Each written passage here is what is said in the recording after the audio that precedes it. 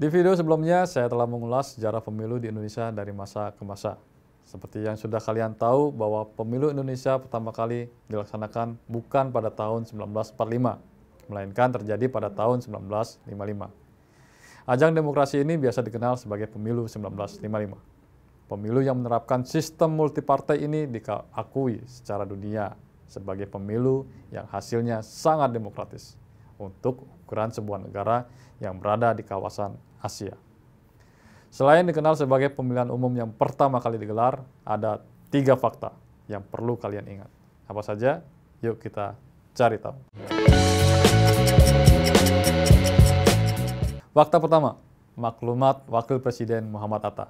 Ya, maklumat yang dikeluarkan pada tanggal 3 November 1945 ini memiliki peran penting dalam perkembangan sistem demokrasi di Indonesia. Maklumat ini mengubah tugas KNIP dari pembantu presiden menjadi lembaga perwakilan rakyat yang setara dengan presiden. Meski tidak terkait langsung dengan pemilu 1955, karena sebenarnya ada peristiwa politik lain yang mengakibatkan pemilu tertunda, tetapi maklumat X ini mendorong pembentukan partai politik yang dijamin oleh pemerintah. Hal ini sangatlah penting untuk menciptakan sistem demokrasi yang sehat dan berimbang. Partai politik berfungsi sebagai wadah aspirasi rakyat dan sarana untuk menyalurkan perbedaan pendapat secara demokratis. Sehingga pada pelaksanaan pemilu 1955 yang dianggap sebagai pemilu perdana diselenggarakan di Indonesia setelah kemerdekaan dapat berjalan sangat demokratis. Fakta kedua, adanya pemilihan anggota konstituante. Pemilu 1955 merupakan pemilihan umum pertama di Indonesia yang diadakan pada tanggal 29 September 1955 untuk memilih anggota Dewan Perwakilan Rakyat atau DPR dan anggota konstituante. Buat kalian yang belum tahu, apa sih anggota konstituante? Jadi, di masa-masa awal kemerdekaan, para pendiri bangsa kita itu masih mencari bentuk pemerintahan dan dasar negara yang ideal. Apakah bentuk parlementer, republik, atau sampai akhirnya muncul istilah Negara Kesatuan Republik Indonesia. Oleh sebab itu, MPR memutuskan untuk membentuk Dewan Konstituante yang mana dalam pemilu 1955 ditentukan jumlah kursi DPR yang diperebutkan sebanyak 260, sedangkan jumlah kursi konstituante berjumlah 520. Nah, anggota konstituante ini adalah orang-orang yang dipilih dalam pemilihan umum legislatif yang tugasnya menyusun undang-undang dasar baru untuk pemerintahan Republik Indonesia di masa mendatang. Anggota yang dipilih berdasarkan sistem proporsional dengan jumlah kursi yang ditetapkan sesuai dengan jumlah penduduk setiap 150.000 jiwa. Sidang pertama konstituante berlangsung pada tanggal 4 Maret 1956. Setidaknya selama 3 tahun bersidang, tidak ada satupun hasil yang bisa disepakati mengenai bentuk negara dan dasar negara yang akan dianut oleh Indonesia.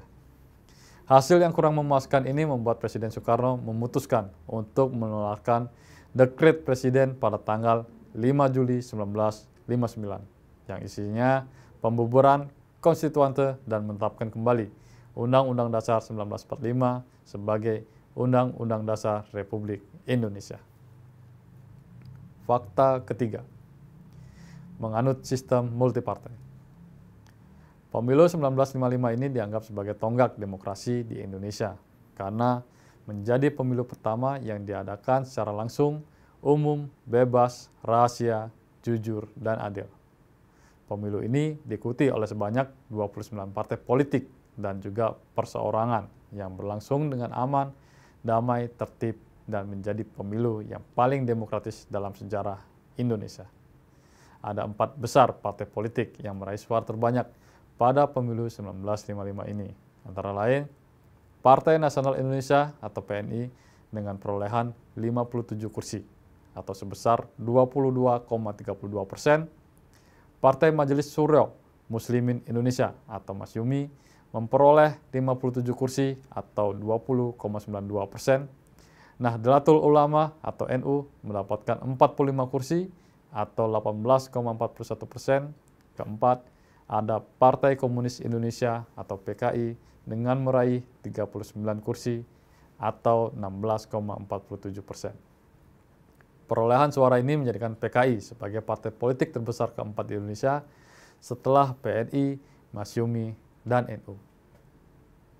Gimana nih Sobat Gemapos? Jadi paham kan sekompleks apa pemilu pertama kita?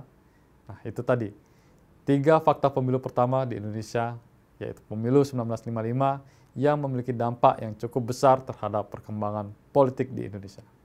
Pemilu ini telah menunjukkan bahwa Indonesia merupakan negara yang majemuk dan demokratis. Kalau kalian punya pendapat dan usulan yang lain, bisa isi di kolom komentar ya. See ya.